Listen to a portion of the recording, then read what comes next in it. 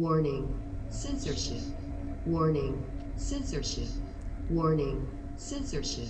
Warning. Good afternoon, ladies and gentlemen, and welcome to the Rebel News live stream on this, Tuesday, March 8th, 2022. I'm David Menzies, and my co-host, well, let me tell you about my co-host. She is the only reason why I celebrate International Women's Day. She is the she-devil with a sword. She is the Khaleesi of Northern Alberta. She is Sheila Gunn Reid. Happy Women's Day to you, Sheila. Are we still calling it Women's Day? Well, you know what? That's a fantastic question. It's been so infiltrated by Marxists, environmentalists, trans activists. I mean, the women are at the back of the bus or off the bus right now. It's really perverse. I'll have a commentary coming up about that either later today or tomorrow. But there is no march in the streets of Hogtown, Sheila. The COVID cooties have scared the activists away. It's an online event. Is that a bad thing? I'm cheering for COVID today.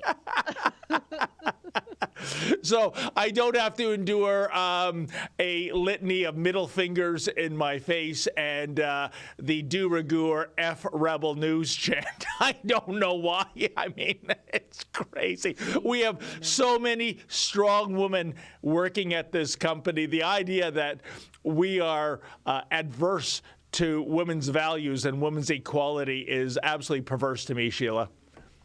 I think I'm in the position that I'm in at Rebel News because of my good female judgment, honestly, and my temperament, which comes specifically because I'm female. But yeah, like I don't even know how we're still calling it Women's Day after we can't say stuff like pregnant women. We have to call like pregnant people. So is it like madness? Potentially pregnant people chest feeder day because we can't even say breastfeeding day because that is also not inclusive. So how long till we can even say Happy Women's Day anymore, even though it's just another day? Every day is Women's Day here at Rebel News. Well, I am wishing you verbally a happy Women's Day to you, Sheila. Unlike a few years ago when Dion Buse, that little lizard, punched you in the face at a woman's little rally. Gecko. The gecko, right? So, and I mean, think of the perversity there, Sheila. I mean, that is still a video that lives in my head. You at a women's rally in Edmonton, and this little creature decides to punch you, and you have the woman there, the feminist, creating cover for him, you know, well, and they secreted him away from me. Oh, yeah. So that I couldn't get him. Yeah. Accomplices in a crime. Unbelievable, you know, but... By the way, sorry, before we go on, are there specific colors for Women's Day? Did I hear that properly in the morning meeting? Are you wearing those on purpose? I'm wearing one color. It's purple. The colors for this year's Women's Day, International Women's Day, How was if that you will, chosen, folks. by the way? You know, I'm not sure, but I'll tell you, purple, green, and white. And I thought, what does this remind me of? Which feminist decks out in purple, green, and white? Oh, I know. It's Jennifer Walters, a.k.a. the She-Hulk, right? And, you know, Fair enough. That's probably a great mascot for Women's Day because She-Hulk, you know, the stronger she gets, the madder she gets, the stronger she gets. I've seen some of those feminists, by the way. They do look a little She-Hulky, if you know what I mean. But the point I'm getting at, Sheila, is why are they always angry?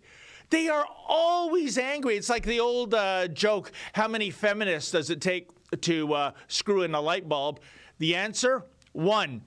And it's not funny. It wasn't. So I just Googled it. It says people have traditionally worn purple on International Women's Day. Okay, but they still don't tell me why. Is it because purple, like in the Catholic Church, like purple is a specific color for a specific season?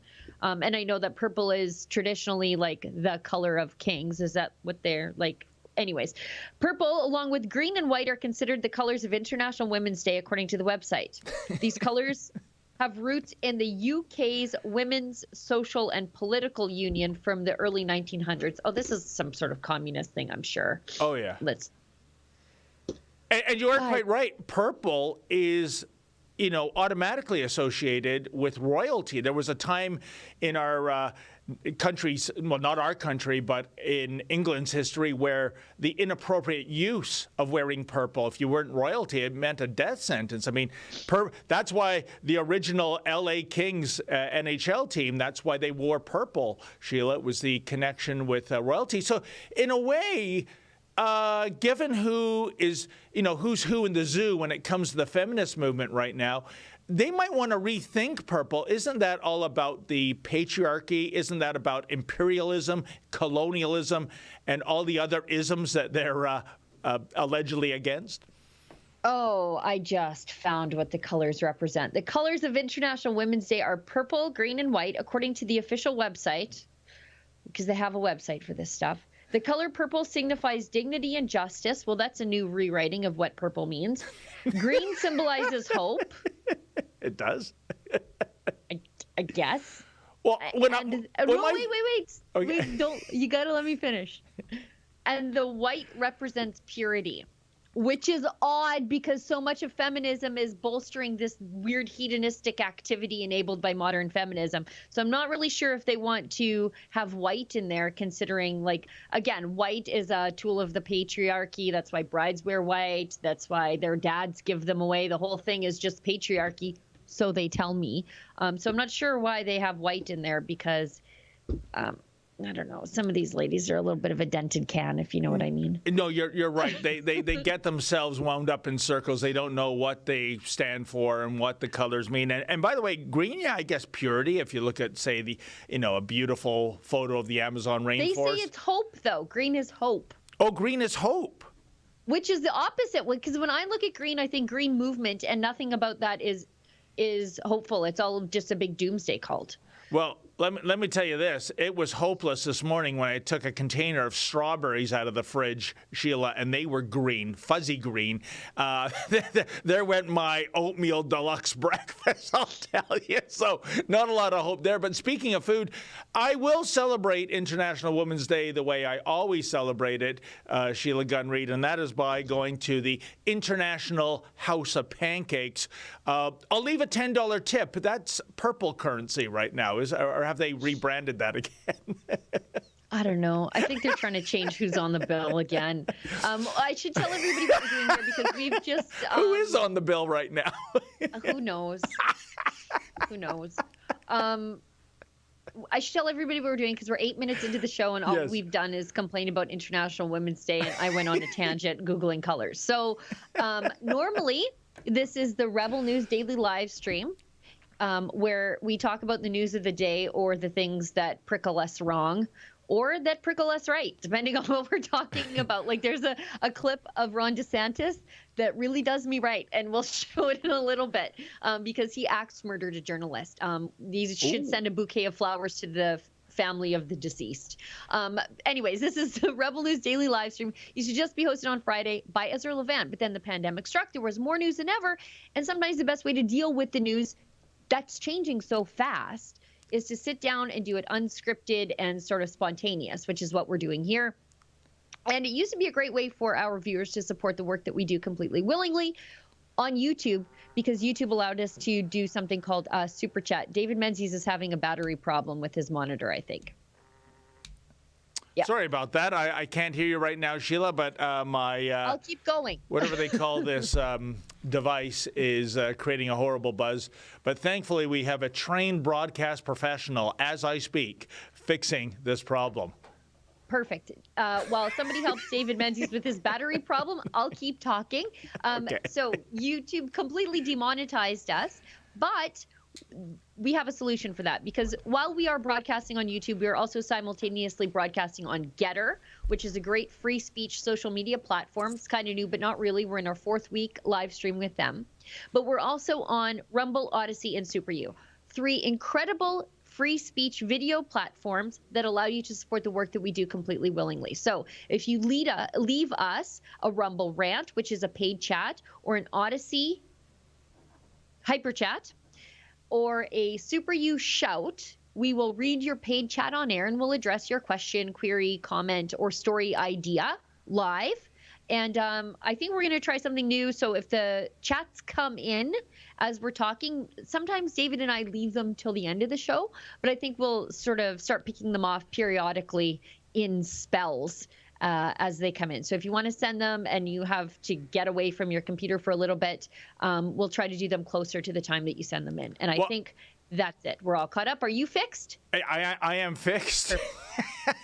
if I am indeed fixable, Sheila. And super producer Efren informed me that we have chats every 15 minutes. We're going to stick to that format. And traffic and weather on the ones, of course. Anyway, so in 2 minutes. Can we show Justin Trudeau? Sorry, before we go on, could we show Justin Trudeau's wishing all of us chest feeders happy Pregnant People Day? Today we're celebrating the women, girls, and gender diverse people, male getting up in our space again, people who are challenging norms and harmful stereotypes, breaking down barriers and empowering others, and serving as role models for us all.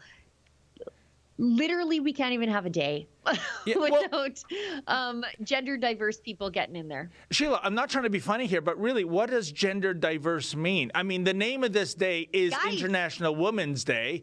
I mean, it's guys. It's guys who think they're women. And whatever. But I mean, like, we can't even have a day just for us. Even though it's called Women's Day. Yep. Yeah, and before we get down this road, I don't need a day just for us. I don't care. I already have Mother's Day. I don't care. Every day is Women's Day when you're married to Mr. Reed. But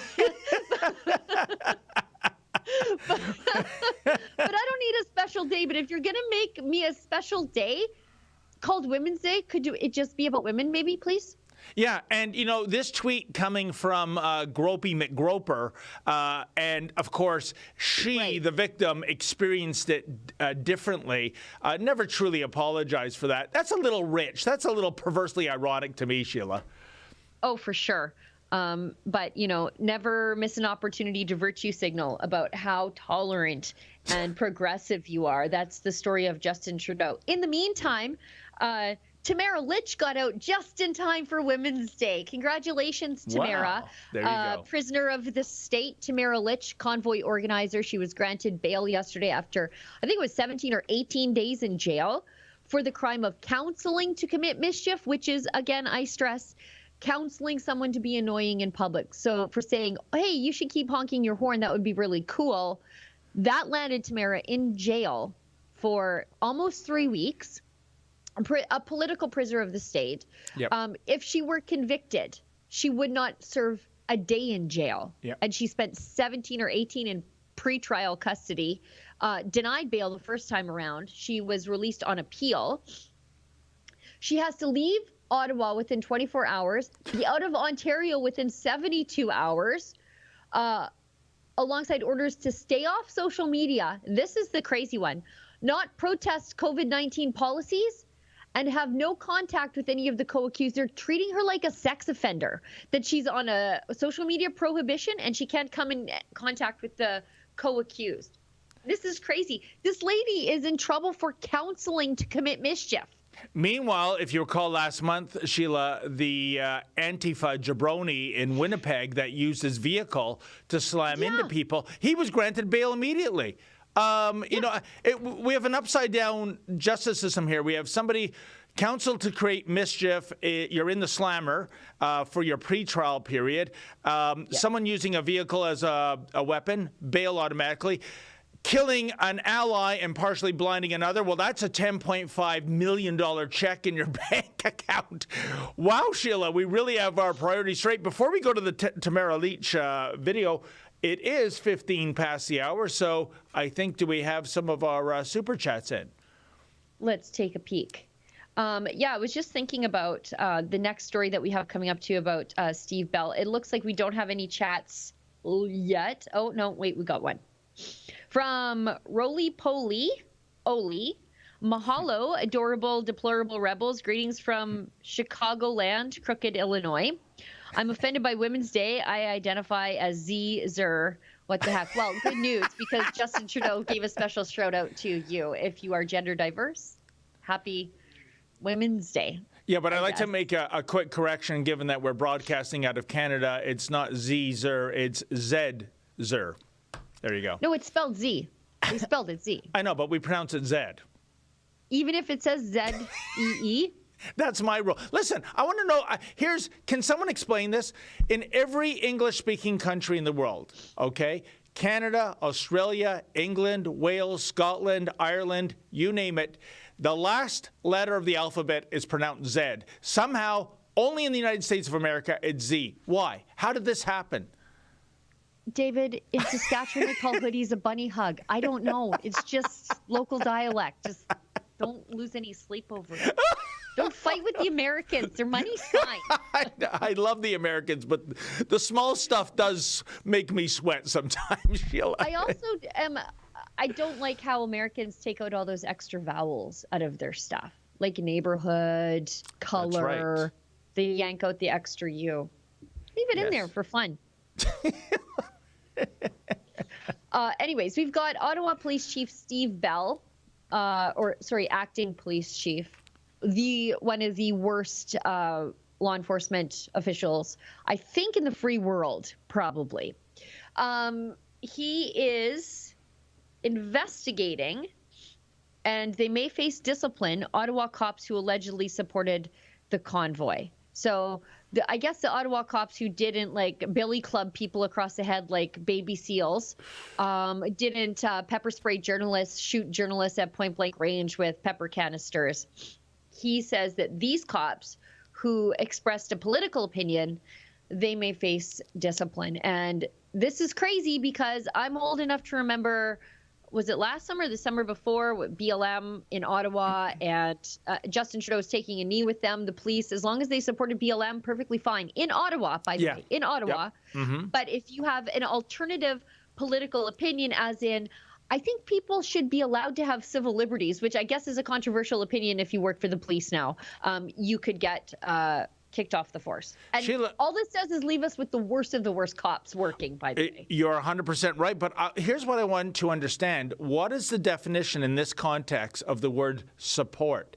I mean, like you said, because they didn't react violently with protesters, that kind of passivity is deemed to be support? Because I was there for several days of the convoy protest. I didn't see Ottawa police officers holding signs or waving flags or what have you.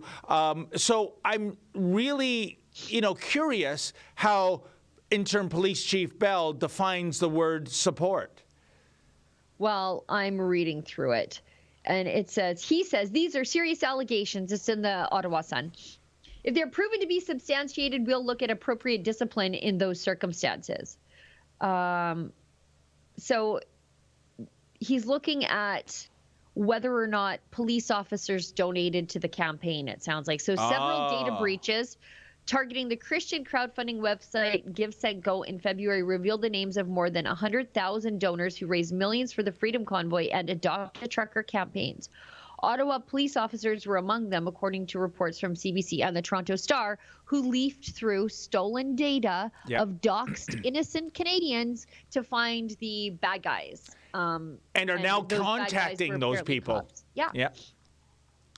Unbelievable. Goodbye to privacy, I suppose. Yeah, and like you said, when this was Black Lives Matter, that was support for the cause, Sheila, because as you said, they were taking a knee in solidarity of Black Lives Matter, including, by the way, the Prime Minister. So he's taking a knee against himself. He is the Prime Minister of Canada. I never understood that, Sheila. This is, and then, of course, naturally, as always, they find some outlandish university professor who says that this is evidence of the far right infesting police forces. Has anybody actually seriously examined the behavior of the police forces over the last 2 years? Yeah. They aren't far-right freedom lovers, I'll tell you that much. And if they were, they've been fired from the police force for not wanting to participate in the biomedical police state. There's always some this professor who examines police action says this is evidence of far-right infiltration into the police force. And it's this idea that people who might be willing to put on a uniform and defend the civil liberties of their Canadians that they might, like their community, that they might have conservative leanings? Why is that frightening to people? Why does that stun them? When I look at this, sometimes I'm always like, I'm sort of shocked at the low levels of conservatives that are in policing, because it seems like a job that conservatives would want to do. You're right, Sheila, but it's all about that hidden agenda. So hidden, I think it's somewhere near the Earth's core right now, yeah, and it's never going to. Stephen Harper's agenda. Stephen Harper's hidden agenda. We never did find it after 10 years in government. Moving right along to the next thing. Excuse me, I'm sniffing a whole heck of a lot today. We've got a video from Steve Bell, again, the worst police officer in the country today, where he vows to rebuild trust that was lost during the protest. And he doesn't mean normal people who looked upon the actions of the police in Ottawa with horror and disgust. He wants to build trust with people who don't think they acted swiftly enough or brutally enough. Yeah. So let's roll that clip of Steve Bell if we have it, please. I think Olivia is still looking for it. Oh, we got it. Here we go. Yeah, so Patricia, it's a great observation. And we had over the last number of years what I would call fractured trust with some of our communities, some of our more marginalized, some of our racialized, Indigenous and faith-based communities. The trucker convoy put an even harder strain on that relationship. So today, what you saw was a culmination of last 2 weeks having conversations in the community and them, those groups really trying to figure out exactly how we were going to move ahead. So I thought it was really important to reach out to those communities, all of our community directly, to lay out the progressive agenda that we were going to continue to maintain and how we were going to move ahead on that. A lot of the frustration from downtown residents and downtown businesses who were affected was watching this happen and thinking, police are not doing enough. Why are they not moving in and starting the effort of clearing this out? And you had this discussion today on News Talk 580 CFRA saying that some officers were not on side with what you were trying to do and what the force was trying to do and may actually have been subverting what police were there to do. How are you handling that part of the situation? So there's a couple pieces of that. First off, I think you saw how complex and massive the undertaking was to eventually move out the occupation that were in the streets. So that took time to plan, took time to implement, and took time to actually execute in a safe way. That being said, we know from the early days there was some officers who we've started to do internal investigations around who may have been sympathetic or assisting with the convoy efforts. So I've been really clear from the beginning that there's no room for that. There's no room for supporting unlawful activity if you're a member of this police service. So we will continue to investigate those. We take it extremely seriously, and we'll use everything within our power to address that. I mean, long before this convoy situation, there had been an acknowledgement that there was some racism and some sexism issues with that existed in the police force. Your predecessor here slowly was trying to get that message out, and it was not always well received. Is that a problem in the service? Do you think there are people who are not willing to accept that overall change needs to happen? So what we know, and it was a discussion that was really well championed and well led by Chief Slowly, that it's a tough conversation to have in policing, in the media, in education, in healthcare, anywhere. It's tough to have that conversation around systemic racism. But it is so important that we learn as an organization, as institutions, on how to have that. I think over the last number of years, we've matured as an organization where we can actually start to have those dialogues and discussions, and even more importantly, can start to really identify the things and issues within our organization that contribute to systemic racism, systemic misogyny, or other circumstances that don't allow everyone to work in an inclusive environment. And Steve, you obviously came in at such a difficult time. Wow. I've had enough of Police Chief Caillou lecturing us about systemic racism and systemic misogyny. I just watched a Métis woman spend 17 or 18 days in jail. at the hands of his police force for incitement or counseling to commit mischief. Listening to this guy say that he had people in his police force not willing to do the authoritarian things that he was asking them to do and then investigating them.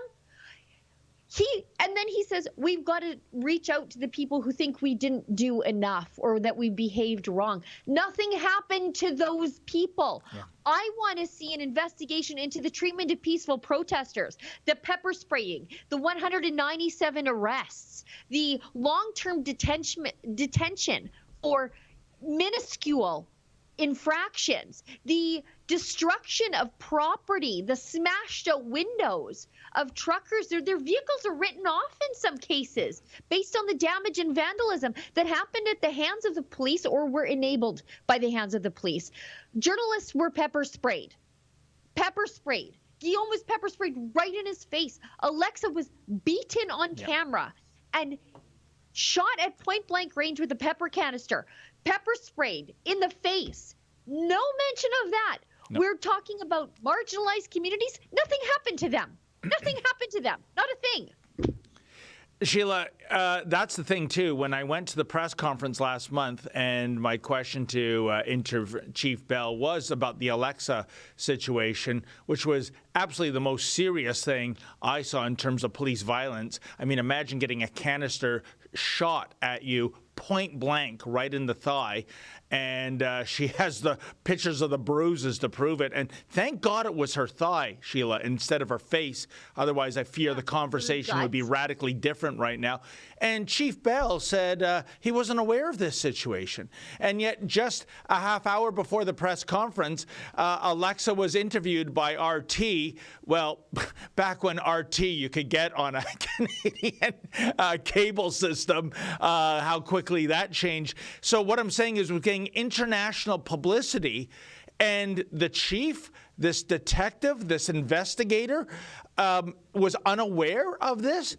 How could you be unaware? And still to this day, I understand an investigation has not been opened, but the way he closed the press conference, Sheila, when questions were over, was Chief Bell thanking the mainstream media for their great coverage. And, oh, by the way, we are taking it upon ourselves to investigate those out there in the field like Evan Soyboy Sullivan, who were given the F-bomb or, were the recipient of verbal slurs. Yeah. Full speed away on that investigation because some CBCers and CTVers had their sensibilities fractured. But when it comes to a real fracture like Alexa Lavoie, well, nothing to see here. That's just rebel news. She was asking for it. Yeah, let's talk about misogyny for a second here, because he says there's systemic misogyny in the police force. Maybe don't run over old ladies with walkers. Now, that was the Toronto Police Mounted Unit, but they were acting under the direction of the Ottawa Police.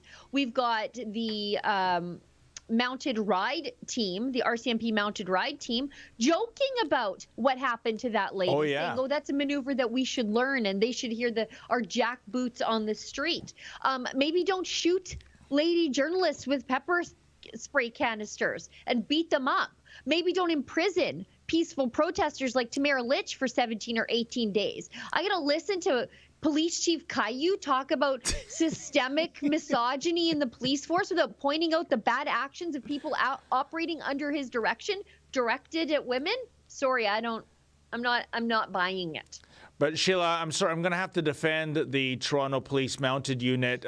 They thought they were in Ottawa to shut down a barbecue restaurant. They had no idea what they were in for. That's how they're employed in Hogtown, folks. And I can see by the clock on the wall, it is 12:30. More? Chats on the 15s. We don't have any chats, I don't think. Impossible. So nothing. So you guys should send us some chats. Oh, we've got, no. Somebody just sent us one. Leslyn Lewis, we can skip ahead, I guess, to my comments on Jean Charest. Leslyn Lewis and Jean Charest just declared, what are your thoughts? I've got thoughts. I have thoughts.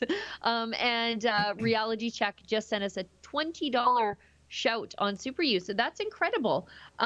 Bill Howard was the one who asked us about Lewis and Jean Charest. So Jean Charest, former Quebec premier, perpetual loser, federally speaking, and carbon tax pusher. Yep. I think he was on the Eco-Fiscal Commission, which actually wants to criminalize going above and beyond your carbon budget. So they're going to need more jails for people like me, that's for sure. Lock me up with Tamara Lich. I'm going to be doing a hard time busting rocks for my carbon footprint. But he's, I think, probably he would be one of the more progressive liberals if he were in the Liberal Party. I'm not sure how he fits into the Conservative Party of Leslyn Lewis or Pierre Poilievre or Garnet Genis. I just don't see it. But he thinks that, like, I guess, Peter MacKay, this is his turn. And so he's just going to run now. And we're all supposed to think that he's a conservative. There is a generation of people who have no idea who he is. And we need that generation of people, that young, energized conservatives who like Pierre Poilievre, who like Maxime Bernier. You need them to win. And they're looking at Jean Charest and saying, who? And I'm wondering, while we're dusting off all the like golden moldies of conservative days gone by, what's Alison Redford doing? If we're dusting off unwinnable liberal conservatives, what's she doing? Because she's the female version of Jean Charest. Oh, great point. And I don't think, Sheila, it's a matter of who when Jean Charest's name is mentioned. It's a matter of what, as in what does he stand for? And when you look into that, he's yet again another liberal light candidate. We've been down this road. I don't even think he's a light. I think he's just like full liberal. I agreed.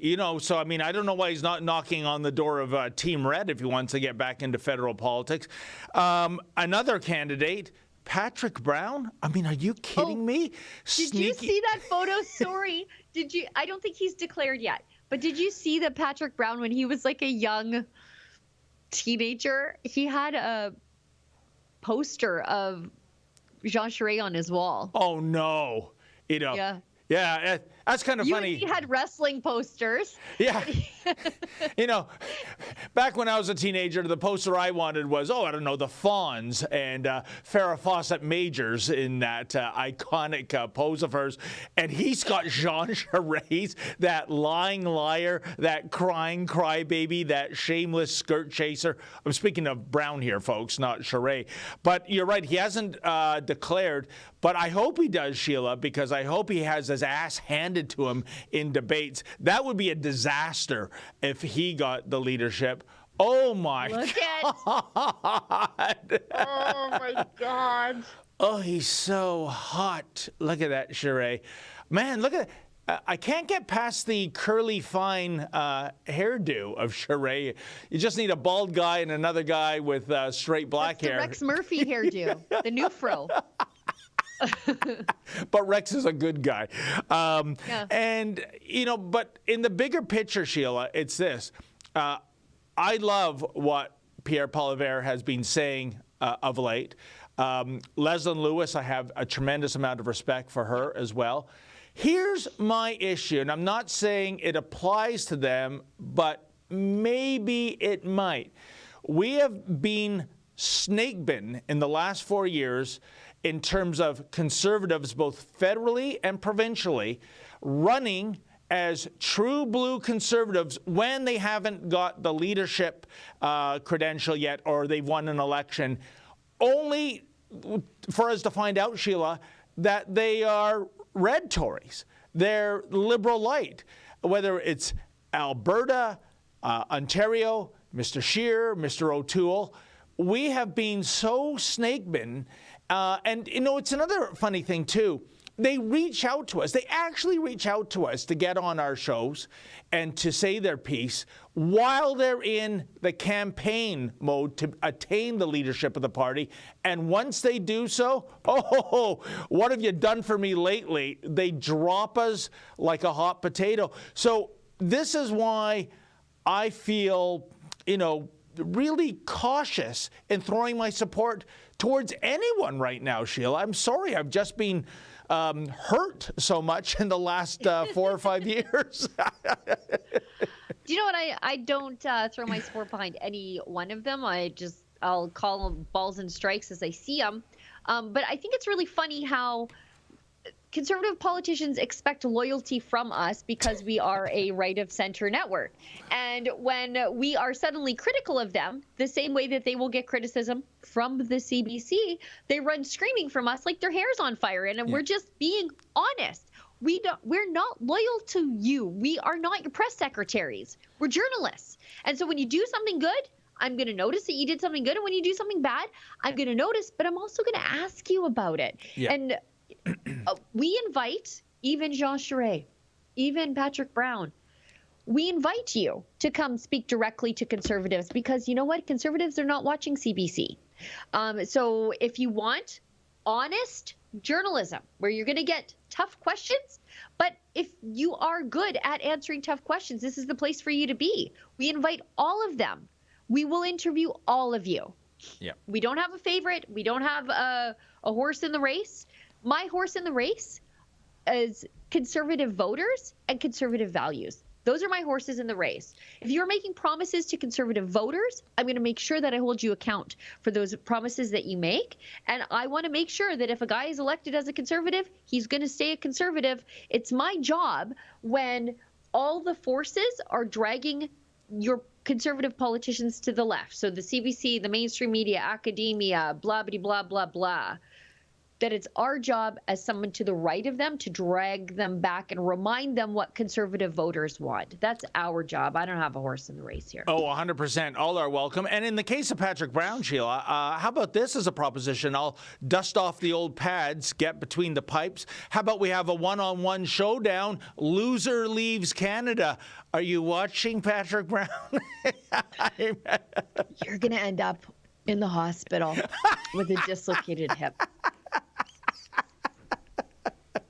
But I'll keep the puck out of the net. Do you know what? We should have like a game, like a scrimmage of Rebels versus Patrick Brown's campaign team. Well, you know, that was suggested to me by one of our friends in the mainstream media, a really good guy. I won't give his name because it'll just cause grief for him. But wouldn't it be great? We'll take on Patrick Brown and his Barrie buddies, but we'll stack our team. For example, one of our friends who's an ex-hockey player, Theo Fleury. I mean, just that alone would tip the balance as NHL player and former Olympian hockey player. We would clean their clocks. It would be beautiful. But, you know, Brown is never going to accept a challenge like that because he's a coward.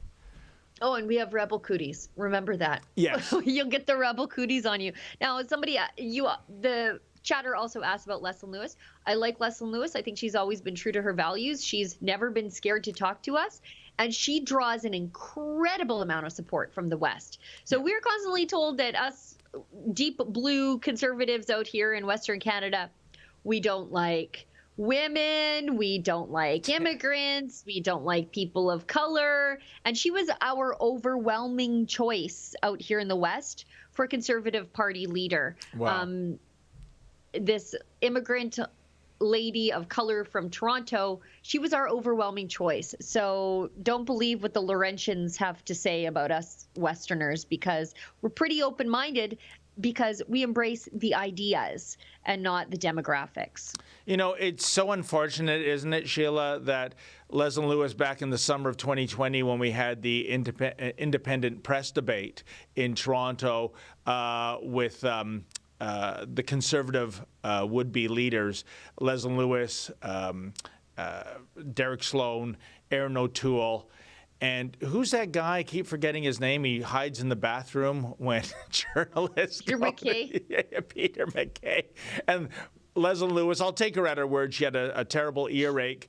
But Peter McKay in earache solidarity. He had earache solidarity. Yeah. Canceled at the last second. So what was to be a four-way debate was really a two-man fireside chat. And this makes my point. I mean, I got to ask Mr. O'Toole, before he was the leader of the Conservative Party, some questions. He honestly answered them. He was embracing a true blue strategy. And once he got in, not only did he become a red Tory overnight, on the day before the election when we went to go to an event in Markham, his henchmen forced us to stand on a road.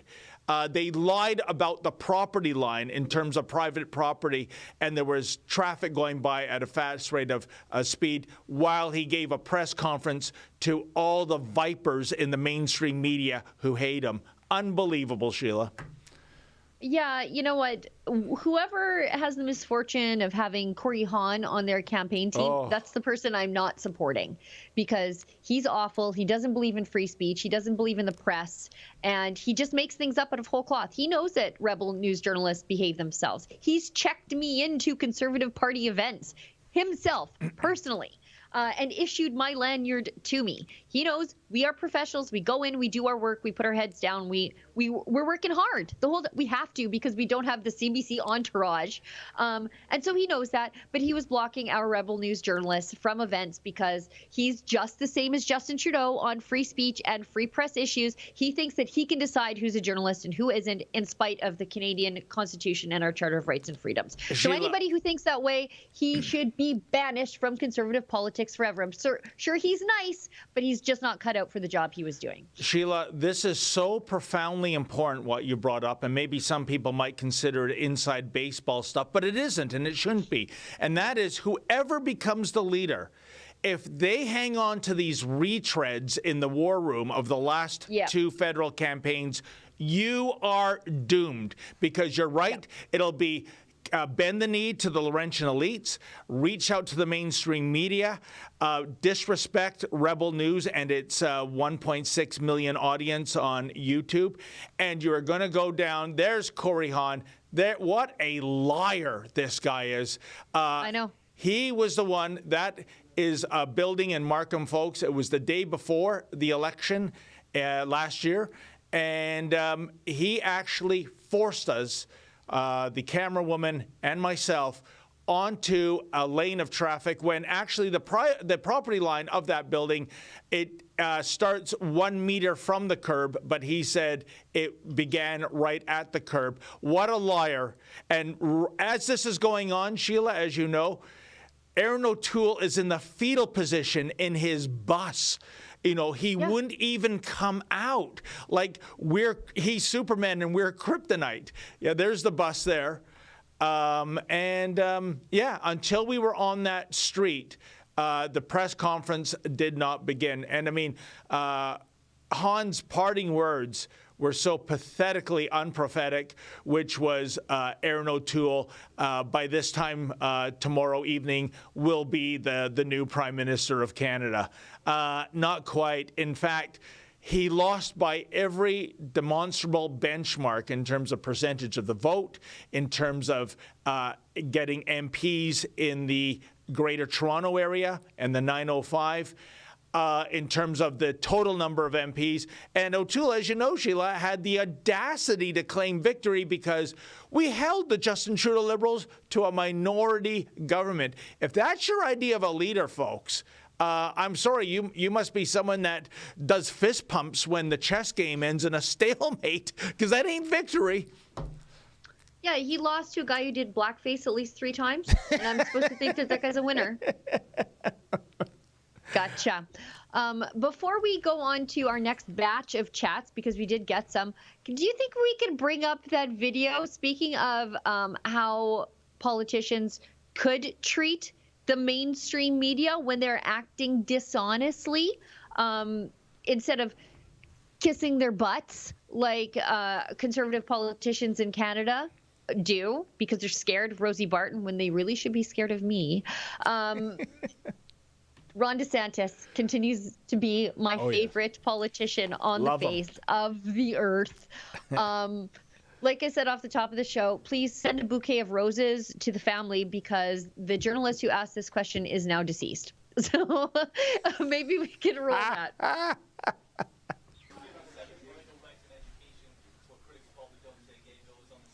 Does it say that in the bill? Does it say that in the bill?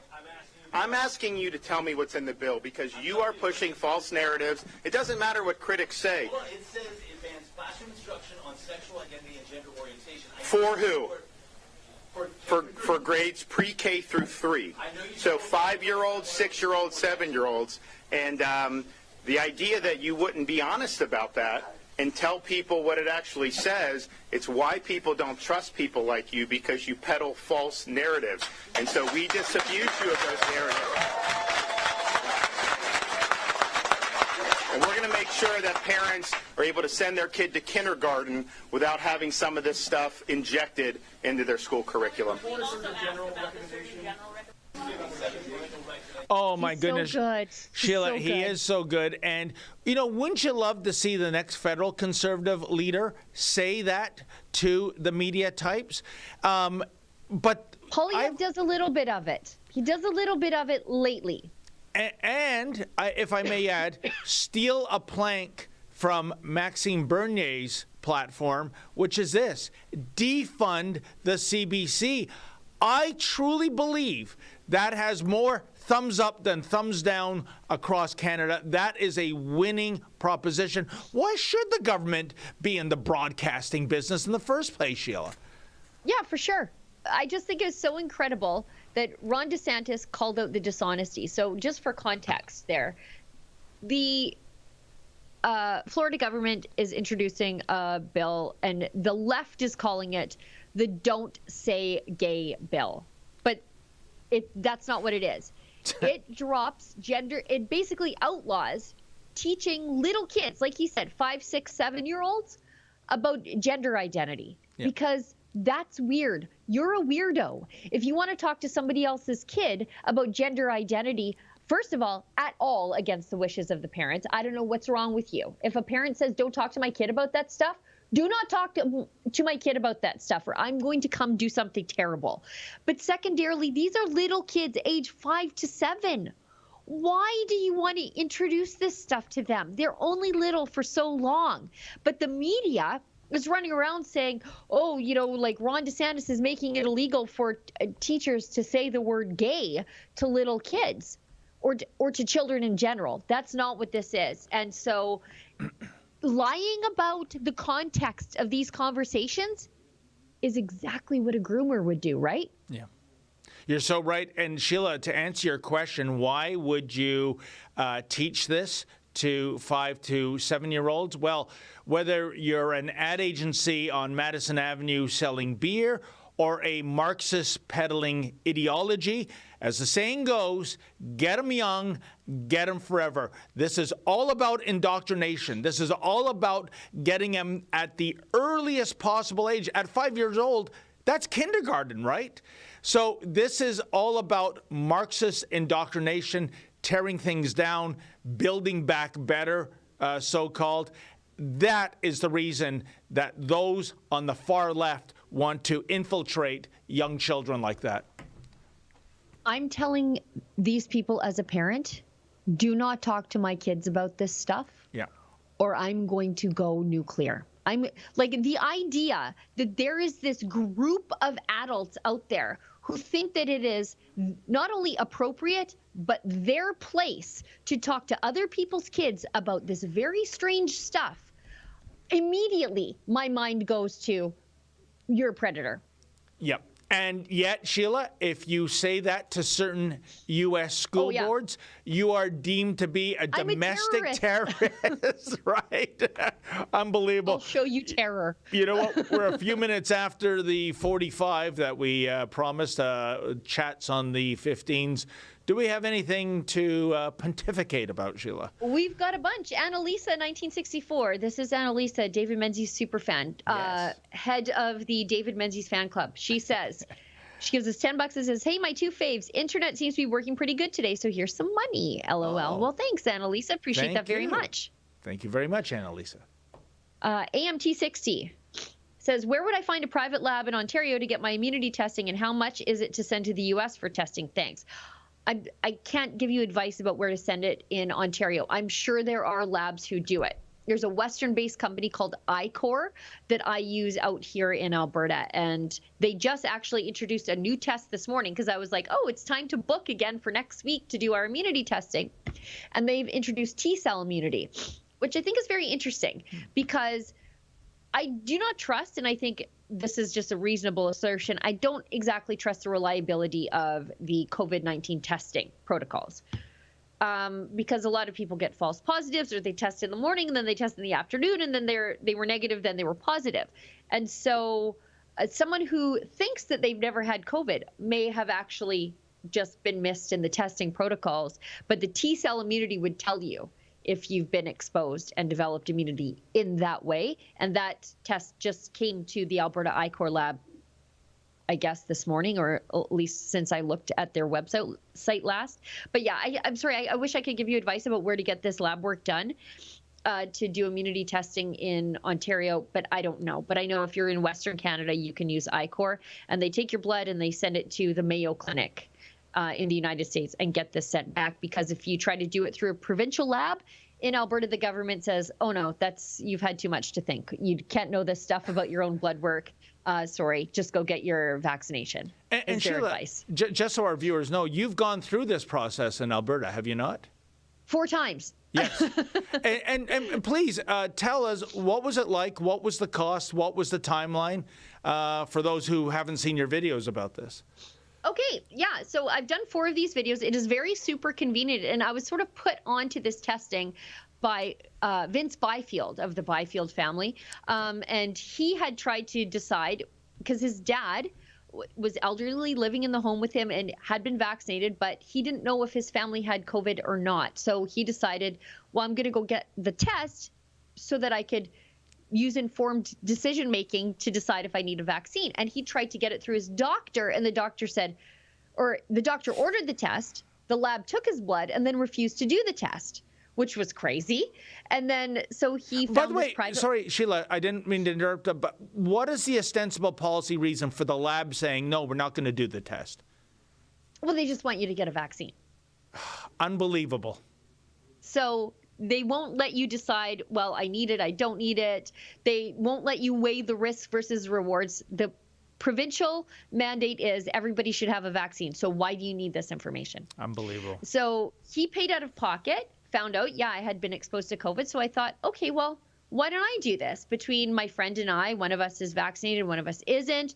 One of us had COVID, one of us hasn't. So let's start testing to see who runs out of immunity faster, like who starts running out of antibodies. And we did the testing. We set our baseline testing. It's very convenient to do because it's private, right? You just go online, book your time slot. They run them every 10 minutes. You go in, get your blood drawn, and like 5 to 7 days later, you get your blood work back in an email. You don't have to go in. You don't have to talk to a doctor. It just comes to your email and la-di-da. It's about $130 though every time. So if you don't have money to dish out to prove a point about how bad the government is, this information about your own body is paywalled to you, and yet they tell me that healthcare is universal here in Canada. So anyway, that's what we've been doing, my friend and I, to decide to find out, have what we've been told about the COVID vaccination and how even if you've had COVID, you need a vaccine. Is that really true based on our blood work? And other people could be making these decisions for themselves also, except you can't get this blood work unless you pay for it. So that's what we're doing. Fascinating. Yeah, it's one of the most emailed stories that I get. Like, people are constantly emailing me, how do I get this? Why did you start this? It's just like people are very curious about this because it's something you can do for yourself. You're constantly told, all of this data, this macro data, it applies to you. So if you want to go and get your little snippet of that, the government says, no, you cannot. The audacity of that, saying you're not, mature enough for the information. We'll do the thinking for you. We'll do the vaccination policy for you. Pay no attention to that lab assistant behind the curtain there. Unbelievable, Sheila. Well, yeah, and there's a whole host of people out there who were sick, but they didn't want to go get an official government COVID test. This is before rapid tests were sent home everywhere. So they didn't want to go be used as a case count to lock everybody else down. So they did what you do every time you're sick. You just stay home, don't go to work, keep to yourself. They did that, and then they got better. And now these are people who are not opposed to vaccination. They are just wondering if they need it, if they need to risk the health complications or whatever to get a vaccine. If they already have natural immunity, they just want to know those things. And the government says you can't know them. Just go get a vaccine. But to quote that Jack Nicholson line, their opinion is you can't handle the truth, right, Sheila? Yeah. Unbelievable. Yeah, it's the stupidest thing. You walk into the doctor and say, I need to know if I'm iron deficient. And the doctor will be like, well, just take an iron supplement anyway, but here's the blood work. And they'll order a whole host of lab tests, whether you need them or not, just for fun sometimes. But you can't know this one thing that could inform your health decisions going forward. Yeah, and you don't even need a prescription for Flintstones vitamins, do you, Sheila? No. Nope. What's your favorite Flintstones vitamin, Sheila? I don't take Flintstone vitamins. I'm a grown-up. I eat meat. That's where I get my vitamins from. And actually, it's Lent, so I'm suffering. I just throw out my supplements because they're all like my iron supplement, my collagen supplement. They're all bovine, like they're all like blood of animals. And I'm like, oh, it's Lent. I have to eat the gross marine collagen. Anyway, I suffer. AMT60 gives us $1. Sheila, I saw your video about your COVID immunity testing. I had COVID-19 in January and had to be put on a ventilator. Oh my goodness, and almost died. I'm in Ontario and I'm still weak and recovering, but I want an immunity test when I'm better. Well, I'm glad to hear that you're doing better. Wow. And I'll do some poking around and see if I can find somebody in Ontario who does this, just sort of in my spare time. But unfortunately, out here in Alberta is all I really know about, in Western Canada. I think they are in Vancouver also. I have a feeling, Sheila, our superb colleague, Tamara Lich, might know. Oh, she's such a COVID nerd. She's like the encyclopedia of COVID. Truly is. We've got 5 libraries from Came on My Mom. It gives us 5 libraries and says, are you able to have Avi Amini on a live stream? Well, Australia is kind of on the other side of the world from us. And I think it's the middle of the night there. Maybe. Yeah. We're getting close to the evening. So that's why we don't have them on the live stream all that much. It's late. Like when we do our evening meeting, it's 8 a.m. there. Yeah.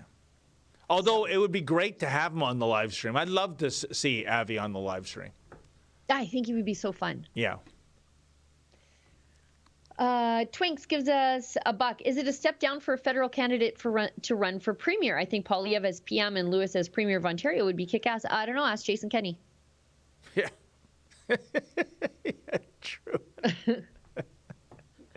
Becca Henderson gives us $1. I'd like to see Trudeau against Lewis. She's awesome. Also, imagine the optics of Trudeau bashing a black woman running against him, especially after he did blackface.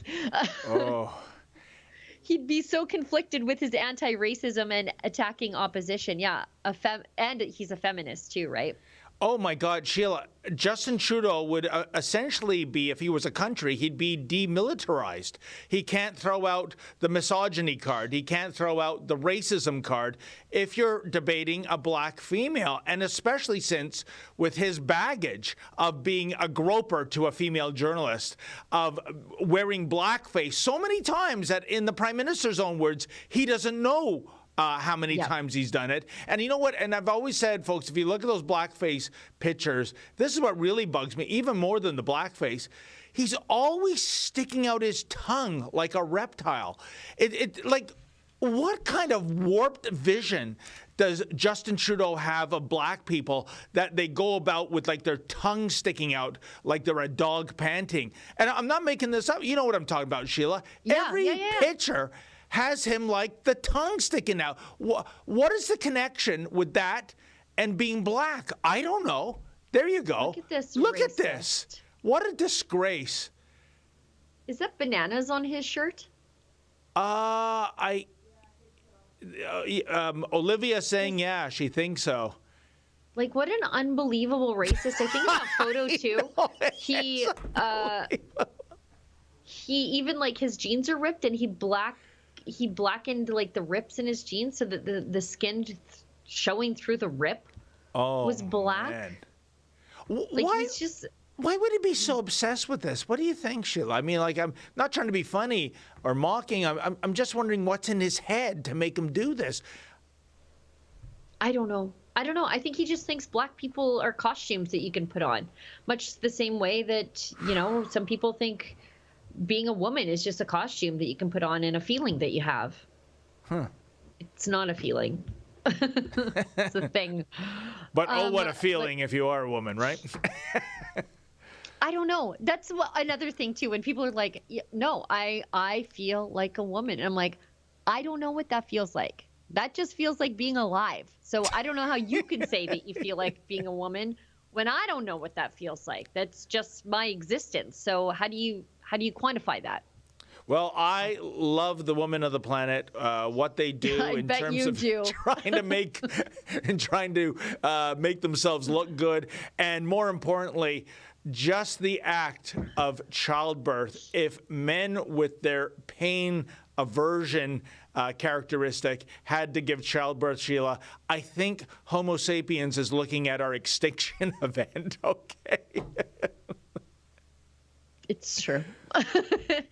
Okay, let's keep going. We've got King7734 gives us $5. Isn't Brown's campaign manager Waleed Solomon, same as O'Toole's? All betas. Apparently that manager has dirt on Pierre. I don't know who Brown's campaign manager is, although that wouldn't surprise me to hear that it was Waleed Solomon. Well, they're close friends. I know that. Yeah. Yeah. If they have dirt on Pierre, I'm not sure that I care. I think we're beyond that with blackface groper and all of that stuff. I don't know how we could be outraged about anything that Pierre may have done that was even remotely anywhere near that. I guess we're supposed to be outraged that Andrew Scheer was selling insurance without having all the boxes checked or something. Didn't have a full brokerage license. That was some kind of crisis when it's like, didn't I grope a lady? But whatever.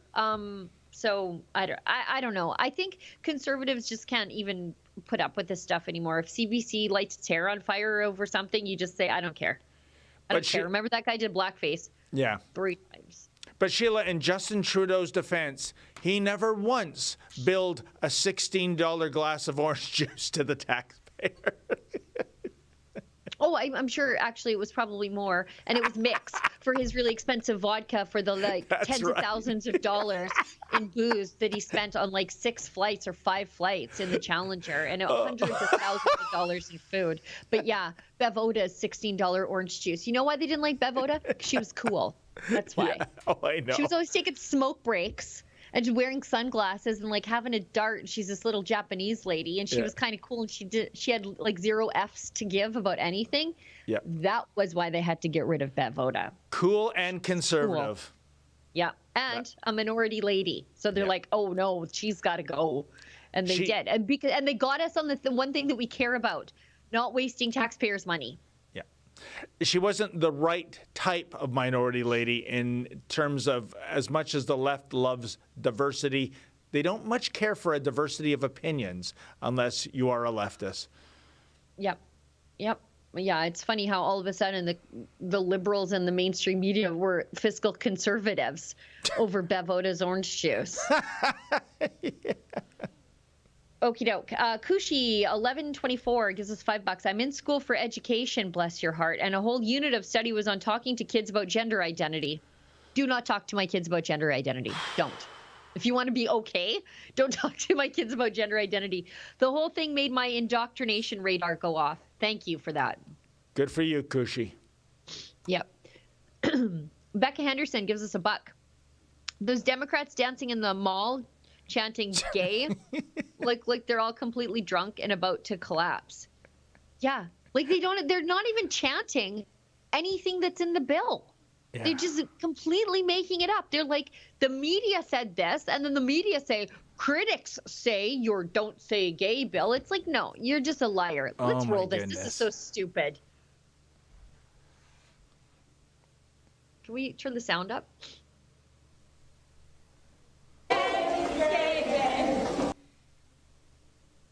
roll that again. They lined them up, totally staged.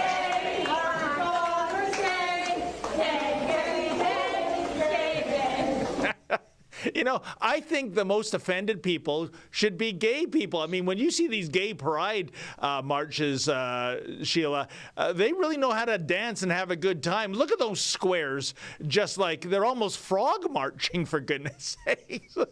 Lay off the apple pie shooters, ladies. Like that, they're just staggering around. I've had somebody stuff me in an Uber when I was carrying on like that. Like, look at. Oh, man. Oh, the way she moves, the way she grooves, Sheila Gunn Reid. Those ladies are in every bar once you turn 40. I know what I'm thinking about. Just like that. You know what it's reminiscent of, Sheila? It's the infamous Elaine Bennis Christmas party dance. That one? That's the one. Kicking your feet up? Yeah. Everyone behind them is mocking them. Yeah. Except those people, it was like a American Gladiator style gauntlet that they were dancing along, where everyone's like lined up on the side holding their signs. Totally not staged for the camera. Really spontaneous, you guys. Really spontaneous. Twinks gives us a buck. Remember, before the politically correct loonies, the word gay meant happy. The moral decay of the world has manifested in so-called education systems for years. Andy Jane gives us $10. Well, thank you so much. The school system is a mess. This is why parents are turning to learning pods. I'm also a proud supporter of Rebel News. You guys are awesome. Thank you. That's one thing I think of the pandemic has maybe given some parents some confidence in being able to educate their kids, because they had to. Teachers didn't want to teach in classroom, so parents were doing the online learning thing and lurking over their kid's shoulder while they were on the computer, and they all of a sudden thought, this isn't so hard, and I know exactly what they're learning right now, and I don't have to do that whole like quiz them when they walk in the door like I do. And so, you know, maybe it'll be a good thing in the end. It'll be one of those like bright lights in the middle of the dark pandemic that parents now have the confidence to do a little bit of homeschooling on their own. Oh, you're so right, Sheila. I think with the Skype and Zoom learning, parents got a window into the classroom, and whereas they expected the kids to be taught the 3 R's, suddenly it's CRT, critical race theory, and they were horrified. And just look what happened in West Virginia. Yeah. You know what? Parents, and that's the thing. The Democrats are clearly not learning. Yep. A Democrat state flipped because this stuff is crazy. Yep. Do you think it's going to fly in Ron DeSantis' Florida? You idiots. No. Gosh. Okay, last chat. Okay. 5 libraries from Alberta separatists. The reason why the government had shut down gatherings in pubs, restaurants, gyms, weddings, hospital visits, churches during the last 2 years is because that is where people counsel mischief against tyrannical governments. Research patriots in the USA between 1765 and 1783, and where they met. That is true. They met in churches and pubs. And so if you don't want people getting ideas, sharing ideas with their friends, or guided by a moral compass, then you don't want people going to those two places, that's for sure. And, you know, the lubrication of the mind that comes with a couple of drinks, or the shutdown of the mind, as you can see from those ladies dancing. How embarrassing. Well, the folks, worst, right? Wow, that hour and a bit just flew by so super fast. Hey, listen, thank you all to those of whom tuned in, especially those who gave a bit of do-re-mi so we can keep the lights on. And thank you to Miss Super Producer Olivia behind the board there, and my co-host Sheila Gunn Reid. There'll be 2 other Rebels that will be hosting this show at 12 noon Eastern tomorrow. Sheila and I will be back on Thursday. And in the meantime, as always, stay sane. We have sent aid, we have sent weapons. We will continue to send support to Ukrainians as they stand and defend not just their country, but defend democracy, defend the values that underpin democracy, and in fact, defend us all. Those weapons are much more useful right now and in the coming weeks in the hands of Ukrainian soldiers fighting for their lives than they would be in Canadian hands. But of course, we need to make sure we replace those weapons rapidly and that we continue to invest in the equipment that leads our armed forces to be able to continue to contribute, not just in places like here in Latvia, but everywhere around the world. We have sent aid, we have sent